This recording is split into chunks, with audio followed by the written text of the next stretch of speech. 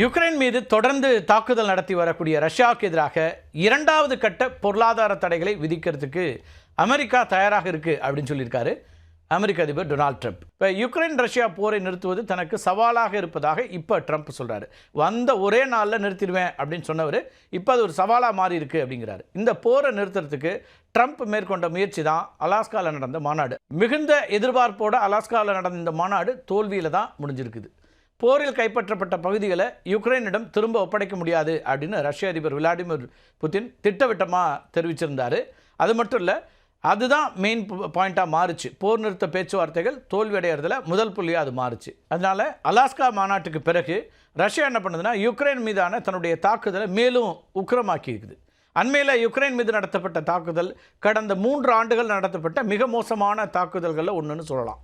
Ukraine தலைநகர் Kyiv மீது 800 ட்ரோன்களை AV Russia தாக்குதல் நடத்தியது. இந்த தாக்குதலில் யுக்ரைன் அரசு தலைமை அலுவலக கட்டடத்தினுடைய மேல் தளத்தில் தீப்பிடிச்சது. 22 பேர் கொல்லப்பட்டதாக யுக்ரைன் அதிபர் ஜெலன்ஸ்கி தெரிவிச்சிருக்கிறாரு.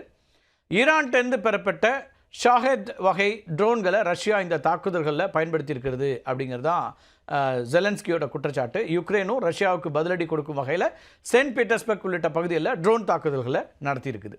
இப்போ இந்த ரீசெண்ட் அட்டாக்ஸுக்கு பிறகு ட்ரம்ப் என்ன சொல்கிறாருன்னா, ரஷ்யா மீது இரண்டாவது கட்ட தடைகளை விதிக்க அமெரிக்கா தயாராகி வருகிறது அப்படிங்கிறாரு. இரண்டாம் கட்ட தடைகளின் முக்கிய நோக்கம்ங்கிறது ரஷ்யாவுடைய கச்சா எண்ணெய் ஏற்றுமதியை குறிவைக்கிறது.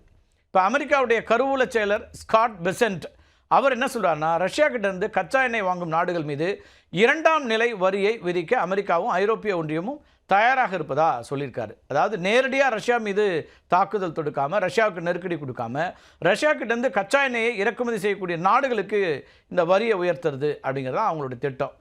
இது ரஷ்யாவுடைய பொருளாதாரத்தை முற்றிலுமாக முடக்கி புதினை பேச்சுவார்த்தைக்கு வர வைக்கும் அப்படின்னு அவர் சொல்லியிருக்கிறார்.